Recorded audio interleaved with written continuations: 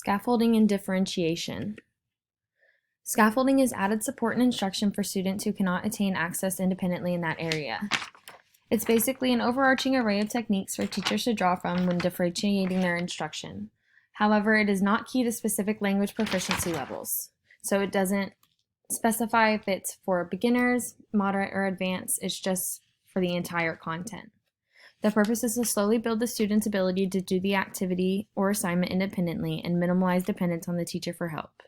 Examples include modeling and gestures throughout the instruction, visual aids for vocabulary when introducing outside context of initial introduction. This can mean, for example, introducing bark the first time as an action or a dog doing that, or in the second introduction you would say it would be bark from a tree. Group partner collaborations, graphic organizers, and building on background knowledge can also help. Read alouds, preview material before discussion or questioning, and support before and during reading can also help in the development through scaffolding for independence. Tiered text. What is it? Tiered text allows the student to gain a deeper understanding of the content and academic vocabulary relevant to the content or involved in the learning of the content. The purpose of tiered text is to increase the difficulty of the text throughout the instruction.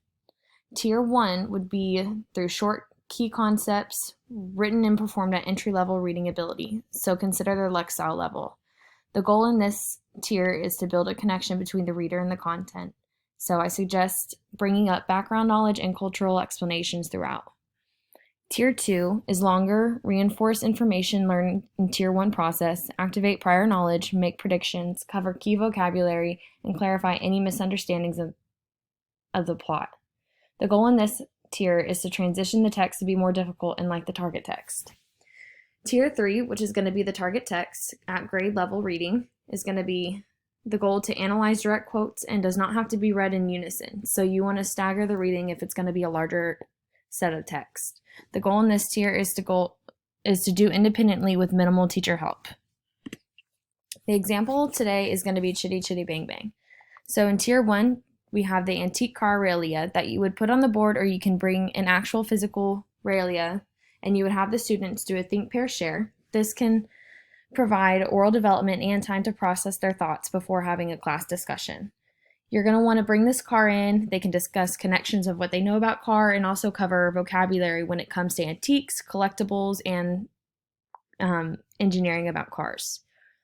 Tier 2, they would watch the 1968 film screenplay by Roald Dahl, Ken Hughes, and Richard Mybom.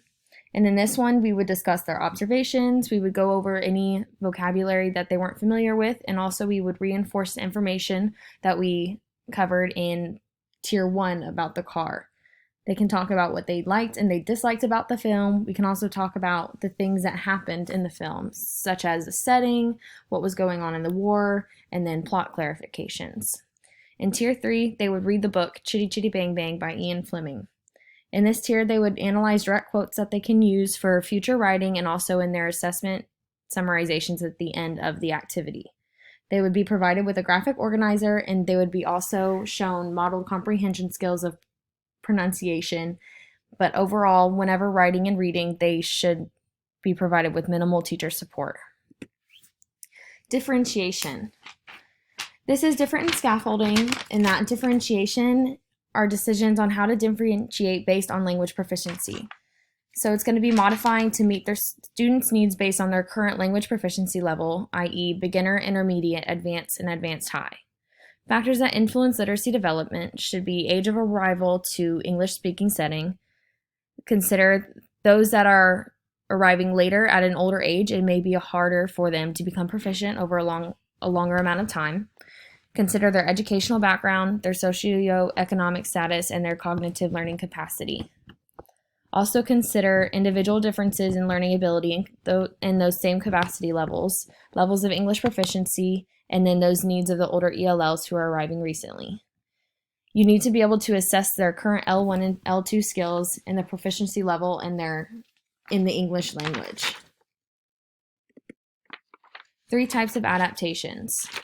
Based on Tomlinson's theories of the 3 types of differentiation, you have 3. Content, which is shortening the text, visuals, or a parallel alongside the text. Simpler text, such as incorporating play script versus reading a standard novel. This can just create a shorter amount of reading and keep it interesting. Process is support during the task. So you would have maybe an electronic dictionary for support, a glossary, open notes should be permissible, or working in a group or pairs.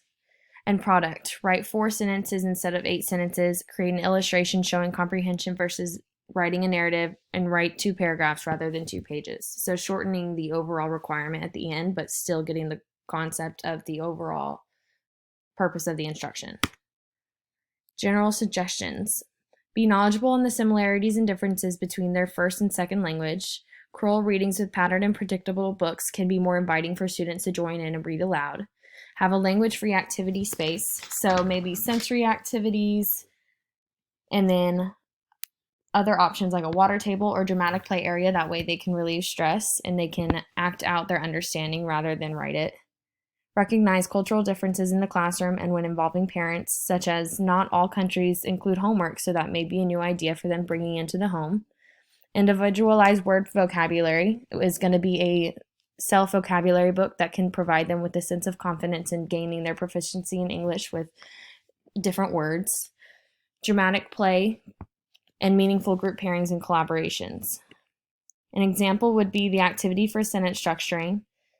So they would first read a passage and then they would have their discussions. They would be writing a summarized paragraph with key elements of short stories, and different sentence structure techniques are varied throughout the levels. On the right, you'll see the level adaptations for beginner, intermediate, and advanced high.